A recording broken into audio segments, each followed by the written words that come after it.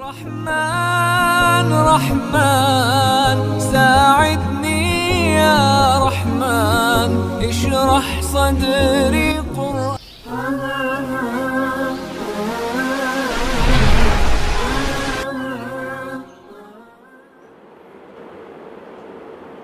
دا ملګری لیکلی چې نیت در نه هیر شي نو روژه وشوه که نه دا نیت څه الفاظ ضروري نه دي خیر دی دا نیت څه فرض نه دی ښه دا چې ته دغه ته پاسېدې که نه پېشمني ته نو تا دا نیت دی چې سال له به روژه نیسم دا نیت د زړه ارادې ته ویلی کېږي بس د ماسخوتن نه مړه ته دا موبایل دې په ټایم کړی که نه موبایل په کور کې تقریبا یوازې زنانه و نه په ټایم کړي نارینه هم په ټایم کړی وایي چېره پېشمنۍ به کوم دا پېشمنۍ څه دپاره کوي پېشمنۍ څه دپاره کوي چې روژه به نیسم که نه بس دغه نیت پوره دی ښه په خولې باندې نیت ویل څه ضروري خبره نه ده دا ملګري تپوس کړی چې 15 لکه روپۍ مې کاروبار کې دي په دې زکات شته او په دې زکات شته دا 15 لکه روپۍ دي کاروبار پې کېږي که ستا په چا باندې قرض وي هغه مو سره ملګری کېږي او که په تا باندې چا قرض وي هغه به ماینس شي هغه به منفي شي باقی چې څونه پاتې شوې په ټولو باندې به زکات ورکوې 40واں حصہ 2% یعنی په 40 باندې به تقسیم کی لکه 4 لاکھ دی 2 لاکھ دی 3 لاکھ دی 5 لاکھ دی آسان په 40 به تقسیم کی بس هغه چې سره ووتل حاصل تقسیم هغه به دغه ښه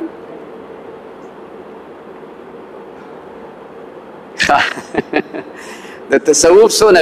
قسمونه تصوف کې نشته ټول تصوف یو شی دی یو قسم دی د تصوف سلسلې دي سلسلې څه ورته وایي سلسلې چې کوم دی نو هغه څلور سلسلې هغه مشهور سلسلې دي او په هغې کې بیا وړې وړې شاخونه جوړ شوي دي قادریه نقشبندیه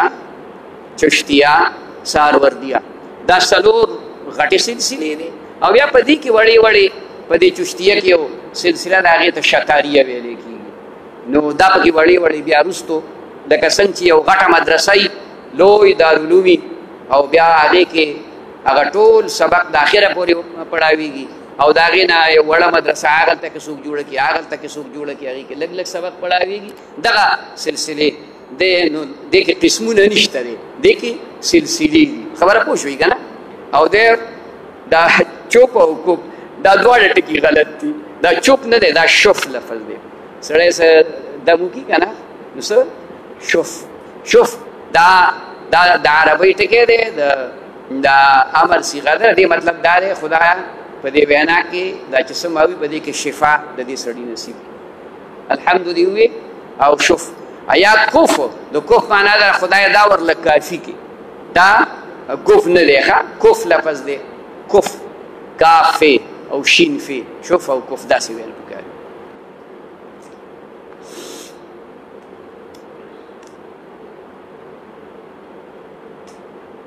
دا یو تپوس ملګري کړی دی چې سړی ملاستي او تلاوت کوي موبایل کې یا قرآن مجید کې دا بې ادبي ده داسې به نه کوي پکار دا ده چې سړی اول قرآن مجید تلاوت کوي تحیاتو په شکل کینی که بیا دغه ورته تکلیف وي نو هغه دې څنګه کېناستی شي هغه شان دې کینی خو تکیه دې نه وي او ملاسته باندې دې کې د قرآن بې ادبي راځي سړی چې ملاسته نو خامخا قرآن بې داسې نیولی نو هغه په خپله باندې د مسلمان شان دا دی چې یاره دی د بې ادبۍ نه ځان ساتي نو په ملاسته او په دې نه کوي تلاوت که ډېر دی ستړی شي نو داسې ډډه والی شي ستړی شي داسې شاته دیوال ته ډډه والی شي یا په یو طرف ډډه والی دا د ستړیوالي په صورت کې ځینې چې ته یو په تلاوت کې او د هغې دپاره چې کوم دی نو سملې وي یا ډډه ووایې نه چې د اوږد تلاوت کوي دلته زموږ په دې کلي کې بعضې بچي دي واړه هلکان دي هغوی د ورځې بلا سپاري شپږ اته سپاري لس سپاري وایي نو اوس که هغه دیوال ته ډډه ووایي هغه یو طرف تخفي اوږدي کړي نو دې کې بې ادبي نشته ځکه هغه ستړی شوی دی پوه شي مطلب باندې دویم تپوس کړی د جنۍ عمر 10 کاله او حیض هغه راشي دا دا په دې باندې رمضان روژې فرض شي ځکه جنۍ د 9 کالو واله 12 کالو پورې دا بالغه کېږي هلک 15 کالو باندې بالغ کېږي او د نن زمانې زموږ خوراکونه څه خراب تراب دي ملاوټونه یو څه بل څه دي نو هلکان په 14 کاله کې بالغان دي او جنکۍ چې کوم دی نو هغه په 9 کاله کې بالغاني نو چې حیض یې راغلی بیا خو خبره ختمه ده بیا به روجې نیسي کمزوري به وي د هغې دغه دا دی چې کار به پې سړی نه کوي او ښه خوراک به پې کوي د مڼه نیمه به پې خوري پېشمني کې ماښام کې د هغې سره به طاقت لږ شانتې به حالي دا بل تپوس کړی افطاری اور سحری میں اگر وقت پورا ہو تو بغیر اذان کے افطار کیا جا سکتا ہے ہاں اذان د مانځه دپاره دی خو په دې روژه کې دومره وي چې عام خلک د اذان ته په انتظار وي نو که اذان نه هم شوی و او وخت پوره شو په نقشه کې دا نقشې زمونږ نقشه په نیټ باندې شته دی ځان ته ډاونلوډ کړئ د افطار او د سحري نو چې وخت په هغې کې وشي بس په تا باندې پابندي ولګېده کلوا واشربوا حتی یتبین لکم الخیط الابیض من الخیط الاسود هغه وخته پورې تا ته د خوراک اجازت دی چې شپه ختمه شي او سبا شو بس سبا شروع شو بس تا باندې چې کوم دی نو خوراک بند شي او که اذان چا مخکې وکړه زموږ دې طرفونو کې زه اورم یو اذان نیم دی یو طرف نه راځي نن خو لوسپیکر طرف نه راغی یو طرف نه یو اذان راځي هغه تقریبا نیکبخت چې کوم دی نو 8 منټه مخکې اذان کوي نو هغې اذان باندې دغه کېږي دا کوم اذان چې د نقشه کې دی ټیم دی دقه بس خو دا ټیم چې وشي که اذان شوی او که نه و شوی تا باندې روژه بنده او که اذان یې مخکې کړی او ټیم نه و شوی ته خوراک کوه د خدای بنده په 15 منټه کې خو سړی چې کوم دی نو 3 ډوډۍ خوري د روژه ماتي کې مو خیال نه وي روژه ماتي کې مونږ چې کوی دا پیشو سر یې اوچتو که نه اوچتو نو په لږ ساعت کې ځان مور کړو که نه زه دلته ښه په قلاره اذان هم وکړم دعا مې وویم بیا لاړ شم هغه برنډه کې چې کوم دی نو طالبانو سره زه روژه ماتې کوم نو هغه بیا موړم شم او لا خلک د کورونو نه راغلي مطلب باندې پوه شوې چې شپږ اته منټه اذان هغه ټایم ته پاتې او د اشنا اذان مخکې وکړو نو کوي به که د هغې سره زموږ څه کار دا خو د هغه خپله ناپوهتیا ده نو په هغې باندې خپل خوراک کوئ ځان دولګې مړ کړئ نارې روژې مه نیسئ ښه دا یو ملګري تپوس کړی غیر مقلد د لور سره نکاح څنګه غیر مقلد خو کافر نه دی البته مونږ ته خو کافر وایي دا مقلدین دي د امام ابو حنیفه په مسلک باندې دي نو هغې مونږ ته البته ښه نظر نه کوي خو نه داسې نه ده ښه مونږ مسلمانان یو او هغې ته مونږ کافر نه وایو هغې ته مونږ کافر نه وایو نبی اسلام وایي چې زمونږ قبلې طرف ته مونځ کوي دا مسلمان خیر دی ګناهونه به پکې غلطۍ به پکې کمزورۍ به پکې مونږ کې هم شته دی بلا کمزورۍ نو نکاح ورسره کېږي او ښه ده نکاح ورسره وکړه ولې چې نارینه د زنانه مشري الرجال قوامون علی النساء ممکن ده خدای پاک ستا سره د نکاح په وجه باندې هغه د غیر مقلد د هغه مسلک نه راواړئ او مقلده جوړه شي ځکه د خاوند په ښځې باندې سړي نن خو خبره الټه شوې غوندې د خیر خو بیا هم خاوند خاوني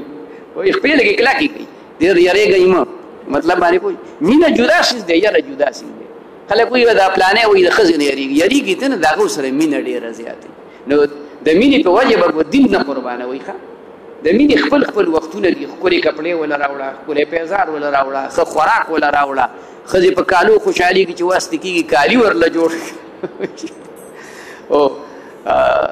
دین به پې نه قربانې ښه سودخور او د حرام کمان یوازې د لور سره نکاح څنګه ده نو دا سودخور هم مجرم دی ګناهګار دی کافر نه دی او نه لور کافره ده نکاح ورسره ښه ده نکاح کې ممانعات نشته ښه کوی کې مګا یا څه شی پرېوځي که نه پانی داسې ښه کوی کې چې مګا یا چرچڼه یا بله داسې حیوان مرغۍ دا پرېوځي او پکې مړه شي لاسخا شوي نه وي پکې صرف مړه شي نو د دې کوی نه به کم از کم 20-30 بوکي اوبه وباسي نو اوس خو تقریبا کویان نشته بورونه وي نو دغه پلیتی به ترې راوباسي دغه مږه یا چرچڼه پکې پرېوتې هغه به اول راوباسي او بیا دا لس پنځلس شل منټه دا بور وچلوه یا که خامخا شک وباسي نو بور چلوه او بوکه ورته بالټۍ ورته ونیسه هلکه مثلا 1 منټ کې بالټۍ ډک نو بس خو شل منټې وچلوه شل بالټۍ اوبه دې ووتې خیال کې براله 30 منټې وچلوه دغه وخت کې چې دا کوی پاک شي بیا پې اودس هم کېږي او بیا ترې اوبه هم څښلی شي او بیا پې کپړې مینځلی شي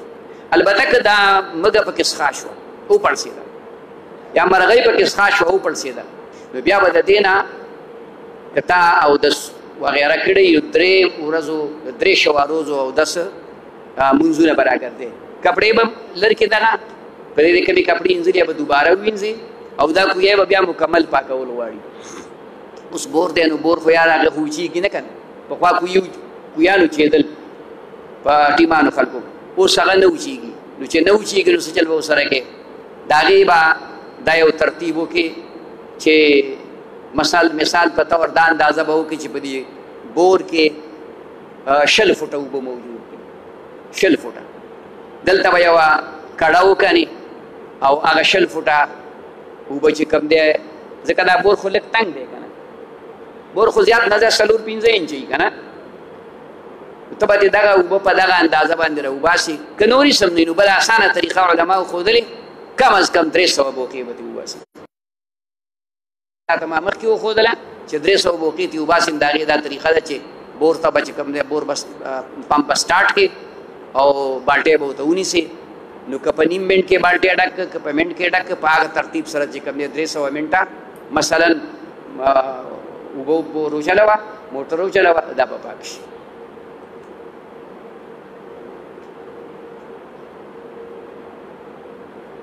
دا خو زما د ډېر پخوانه دا وینا ده چې تاسو تپوس کوئ نو د چا نوم مه اخلئ دا زه د چا نوم هغه په میډیا نشم راوستی دویمه خبره دا ده چې د چا نوم مونږ واخلو نو په غیبت کې به راځو او مونږ دا کوشش دی چې مونږ د غیبت نه ځان منې کړو تاسو هم ته ووایو او دا سوال چې چا لیکلی دی د یوې خاصې فرقې په متعلق یې لیکلی دی نو هغه دې ما سره بیا ځان له میلاو شي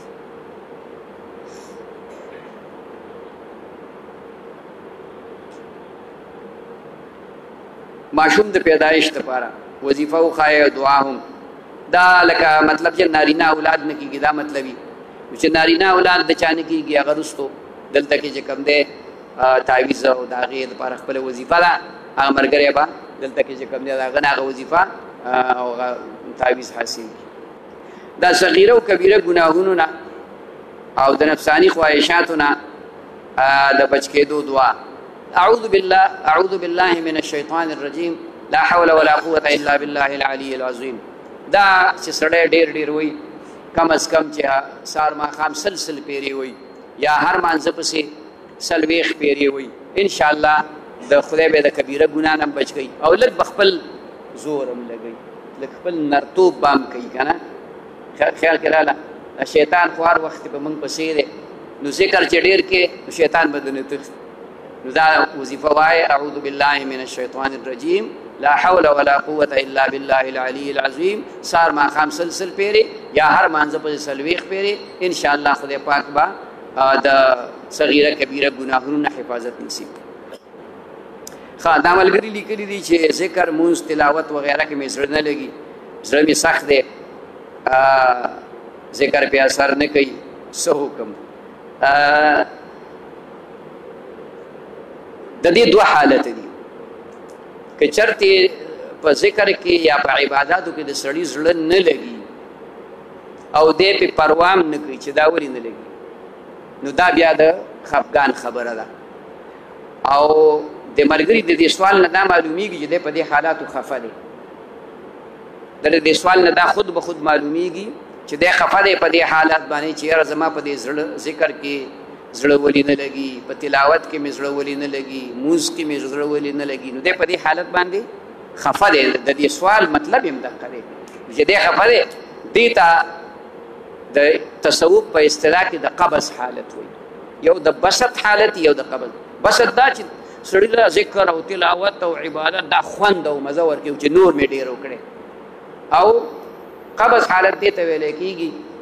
چې دی وایي چې ذکر مې وکړی خو بس سمې نه خوري، تلاوت مې وکړی خو بس سمې نه خوري، خو دی ورسره خفه دی. نو دا د قبض حالت دی. په دې خفګان دله الله پاک به هغه اجر ورکوي چې کوم دی ذکر کوي د هغې نه به ولم زیات اجر ورکوي. ته کوشش وکړه دغه وظیفه چې دا مخکې ما د ملګري ته وښودله. اعوذ بالله من الشیطان الرجیم لا حول ولا قوة الا بالله العلی العظیم. ذکرونو په ځای دا کوه، ټولو ذکرونو په ځای دا کوه. او استغفار 200 پیرې هغه کوه، او استغفار او درود شریف دا ډېر وایه. چې د نور ذکرونه که دلته تابعات کړی دی او هغه ته نور ذکرونه په ځای پرېږده، خو دا اعوذ بالله من الشیطان الرجیم لا حول ولا قوة دا باقاعدګۍ سره او سلسله کې تا ته کوم دی درود شریف دا 3 ذکره مسلسل جاری وساته، مسلسل جاری وساته. انشاءالله 3 ورځو کې یا 15 ورځو کې یا زیات نه زیات هفته کې به چې کوم دی ستا دا ټول بیماری ختمه شي وي. الله به ختم.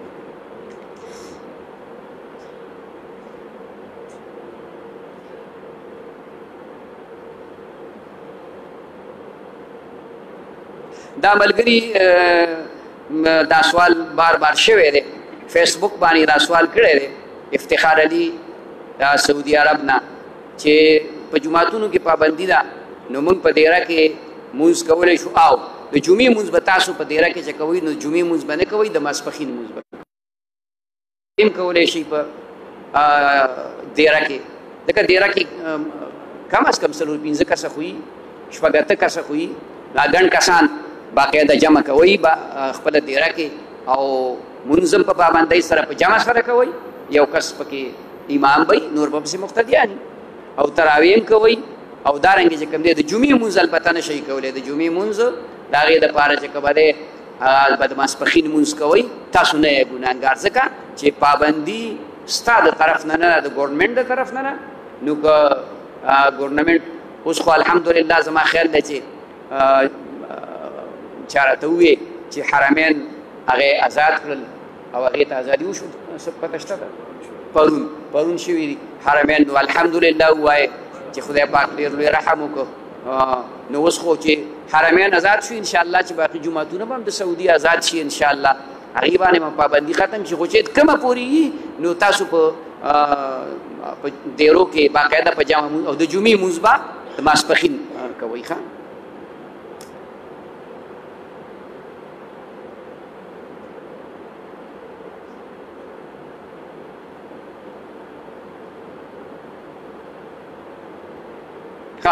دا بل ملګري همدغه هغې دا سوال کړی دی چې عام دا مشهوره ده چې د 9 تولو نه سره زر کم نو زکات پې نشته. او دا خبره داسې ده، خو دا خبره چې کوم دی نو عام طور خلکو نیمګړې اورېدلي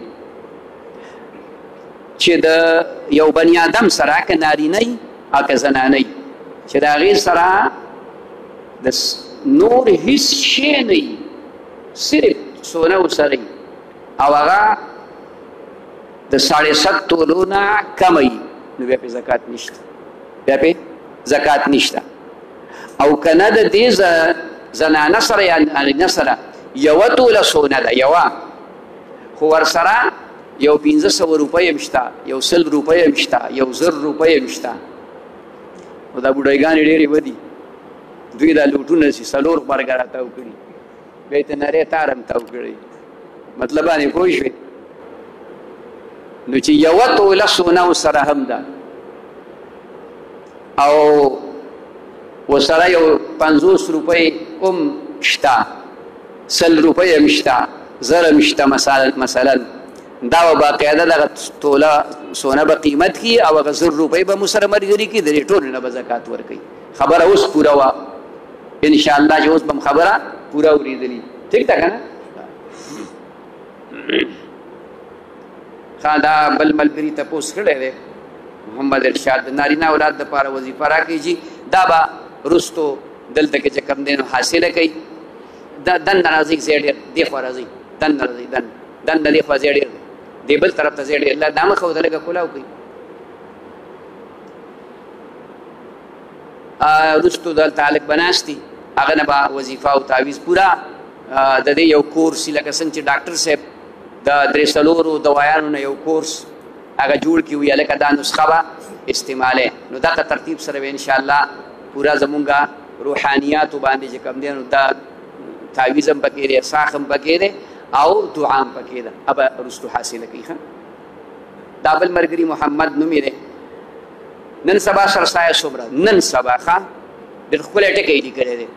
نن سبا سرسایه 90 روپۍ ده خو د چونکې وړه په ځای ودرېږي نه غنم په ځای ریټ د یو سیزم په ځای نه ودرېږي زما په خیال پرون ټماټر چغې والی وې 3 کیلو په 100 روپۍ او نن یې وې په 50 روپۍ کیلو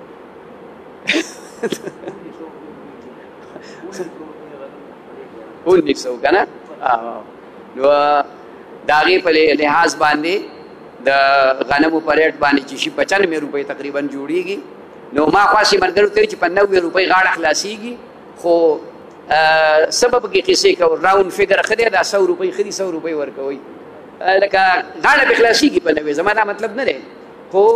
که 100 روپۍ هم ورکړي نو څه بدي پکې نشته که وروستو دا غنم ګران شي اوړه ګران شي بیا به لانجه جوړوي د هغې نه ښه دا ده چې د اوس نه 100 روپۍ ورکړي شمار یې مسان دی په کور کې 10 کسان یې بس 100 روپۍ 1000 روپۍ ورکړه څه به دې 10 روپۍ چې کم دی نو پرې کې او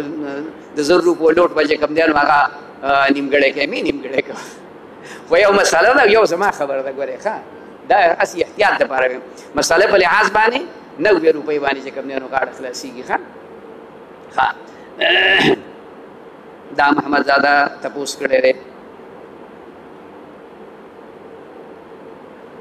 د انځر بوټی یا لرګی وچ شو د خشاک دپاره استعمال لول څنګه ډېر ښه دي که څوک یې نشي سېځلی بس مالیه راوړئ خبره پوه شوې دا اصل خبره دا دې کې یو نکته ده پخوا دا ټول خلک غریبانان نو امامان خو اوس هم چې کوم دی غریبانان دي خو پخوا لږ شان ډېر غریبانان د دې خلکو د آمدن څه خاصې ذریعې نه وي نو دوی د امامانو دپاره مختلفې وجې جوړې کړې وي یو وجه یې پکې دا هم جوړه کړې وه چې هلکه انځر به ځان له نسي دا به ملا صاحب له ورکې خیال کې راځي تا ته به پته وي دا نور هلکان دي دوی ته پته نشته دا کشران دي خیال کې مراله انځر به چا له ورکې ملا صاحب له بیا ورکې نو زه یو چې دغه ده که څوک یې نه شي سېځلی نو دلته یې راوړئ موږ بیا وسېږو ملا د خدای سره عادت یې دونه ته نه یارېږي تاسو لږ ډېر یارېږي سېځلو کې څه چل نشته ښه او بلکل سېځلی شئ هېڅ ګناه پکې چې کوم دی نو نشته ښه جي دا بل فرحت الله صاحب تپوس کړی موبایل کې قرآن کې تلاوت او کولی شي بلکل خو چې کله د موبایل کلاو کړو نو اودس به دي د دې داسې مثال چې له قرآن مجید د المارۍ کې پروت دی خیال کې مراله یا تا په صادر رومال باندې راواغسته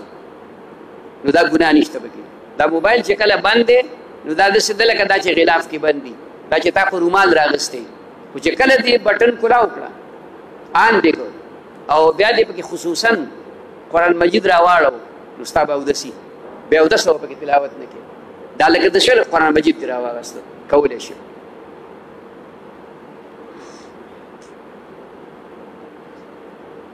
او دا ملګري تپوس کړی د بالغ وړوکي بچي پسې تراویح کړ بلکل کېږي نابالغ پسې هم کېږي بالغ پسې خو کېږي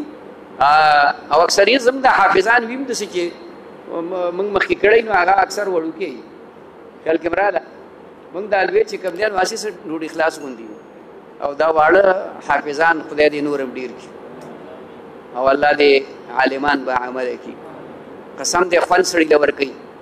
بچی به دې مخکې او ته پسې ولاړې بچی به دې مخکې او ته پسې ولاړې نو څونه خوند کوي دا پلار به څونه خوشحالوي دا ماما به څونه دا تره به څونه خوشحالوي موږ د ډېر وخت راسې دلته کې الحمدلله ختم کوو زما ورېرونه دي هغې چې کوم دی نو ختم کوي داسې وختو چې ګیرې نه وه اوس الحمدلله علم سر ته رسولی دی باقاعده هلته موږ ته ختم کوي نو کېږي ښه فرق پکې نشته. دا عبدالواحد تپوس کړی دی د مسافرۍ د مونځ په باره کې لږ وضاحت وکړي. مونږ یو پروجیکټ کې کار کوو تقریبا د مردان نه 150 کیلومیټر لرې یو او 14 ورځې پس بیا کلي ته ځو. دا د سفر اندازه چې دا د خپل کلي د حدودو نه 78 کیلومیټر ده. لکه مثال په طور زمونږ د دې کلي حدود دا مخکې کلی چې راشي کورونه د دې نه چې لږ ورهخوا شي نو دغلته کې د شیرګړ او زمونږ د قطبګړ حد بندي ده. د دې کلي د دغې حدودو نه چې سړی وځي او دی روان دی مثلا پنډۍ ته لکه پېښور ته دا لارې اوس بدلې را بدلې شوي دي نو د هغې هغه دغه چې کوم دی کیلومیټر یې کمې شوي دي. البته که پېښور ته سړی په جي ټي روډ باندې ځي نو بیا د سفر اندازه جوړیږي او چې په مثلا د موټروې ته وختې نو چې ته څنګه رنګ روډ ته کوشي نو دقه دی پورې 62 کیلومیټر جوړیږي. دا ما 100 پیرې د میټر باندې د موټر په میټر باندې مې دا کتلې ده 62 کیلومیټر د سفر. البته که ته په پېښور کې د دې ځای نه دا اراده وکړې زه به صدر ته ځم، زه به بورډ ته ځم، زه به شیرپا هسپتال ته ځم، نو بیا اخوا ځان له 20 میله مزل دی نو بیا د هغې نه ډېر جوړیږي. نو 78 کیلومیټر په فاصله باندې چې سړی روان شو او په جلاله کې پې د مانځه وخت راغی دی به هلته کې 4 رکعته فرض 2 کوي. د مازدیګر 4 رکعته فرض به 2 کوي. ماښام نه نیمېږي هسې نه چې 1.5 رکعت وکوي. ماښام به پوره کوي، ماښام به پوره کوي. دی که په دې لار روان دی او سفر پې کوټه کېږي نو سنت پرېښودی شي، په روانه کې سنت پرېښودی شي. بیا چې دی کوم ځای ته لاړ لکه دا ملګری وایي چې موږ د مردان نه 150 کیلومیټر لري او 14 ورځې پس راځو نو چې د ده هلته که 15 ورځې اراده وي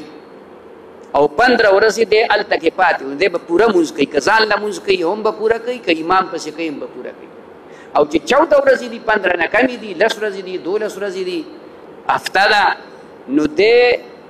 که ځان له مونځ کوي نو د سفر به کوي خو سنت به کوي، په لاره سنت ورته معاف کي. او هلته چې په دې ځای کې دیره دی په یو ځای کې نو هلته به سنت کوي او د دې سره چې ځان له مونځ کوي یا مثلا دا مسافر ځان له جمع کوي نو د سفر جمع به کوي، سفر مونځ به کوي. او که د هغه ځای په مقیم امام پسې و نو بیا به پوره مونځ کوي. د هغه ځای په مقیم امام پسې و لکه یو سړی دلته دې کلي ته راغی د دیر نه د سوات نه باجوړ نه دلته کې 15 ورځې هغه نه دی یا ورځ ده یا 2 ده یا 3 دي او دلته کې د جومات ته منزل راغی او موږ مونځ کوو نو د دې ځای امام مقیم دی دی به پسې پوره مونځ کوي. هسې نه چې پس 2 رکعته باندې امام کیني هغه الله اکبر وي 3 رکعت ته بس یو د اشنا سلام وګرځي. د شیرګل دارالعلوم کې پخوانۍ خبره ده موږ مونځ کوو نو په لاره باندې ګاډي هغه خلک ودرېدل لمانځه ته نو مدرسه کې دا مونځ لږ اسان دی ګاډو ځای هم شته دی او د سونو ځای هم ډېر دی نو هغه زما په خوا کې ولاړو نو چې 2 رکعت وشوه تحیات وویلی شوه د امام پاسېد نو موږ پاسېدو د اشنا سلام وګرځو ولاړ. ما چې سلام وګرځو چې کله مونځ وشوه ډېر مې سړی وکتو خو بیا تللی بیا پته هم نه وي داسې به چې په 2 رکعت بیا سلام ګرځي نه ته اوس د امام تابع یې ښه پوره مونځ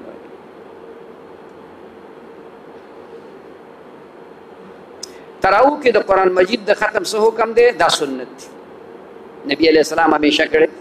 صحابه کرامو همیشه کړی، بلکې د هغه زمانې نه راواله تر اوسه پورې دا تواتر سره راغلی دی. دا سنت دی، دا پرېښودل په وس سره نه دي پکار. د کرونا وبا په وجه څه حکم دی نو که خامخا درته پولیس په دې ګیټ کې نه ولاړ نو بیا یې مه پرېږده. لکه په دې ګیټ کې ودرېد راته نو بس بیا موږ ګناهګار نه یو چې څه ګناه ده هغه د هغوی په سر باندې ده. خبره باندې پوه شوئ. دلته کې ما پولیس والا ما ته وویل یاره چې وایي دا خلک دې خلکو ته وینا غواړي مې دا وینا زه نشم کولی مونږ ته وایو حي علی الصلاة مانځه له راشئ حي علی الفلاح کامیابۍ له راشئ نو دا نشم کولی چې په دې ګیټ کې ودرېږم چې ته مه راغله هلته ورته وایم راشه او دلته یې مه راغله دغه کار ستاسو دی زه ایډمنسټریشن زما لاس کې نشته ایډمنسټریټر نه یم ایډمنسټریشن دا ستاسو کار دی تاسو ته دغلته په دې ګیټ کې ودرېږئ مې را پرېږدئ بس زه به دلته یوازې مونځ وکړم پوه شوې نو که ګورنمنټ دغسې دخل اندازي وکړه او خلک مستقل جومات ته نه پرېښودل نو بیا نه زه ګناهګار یم نه ته ګناهګار او چې نه نو ختم کوئ تراویح کوئ باقاعده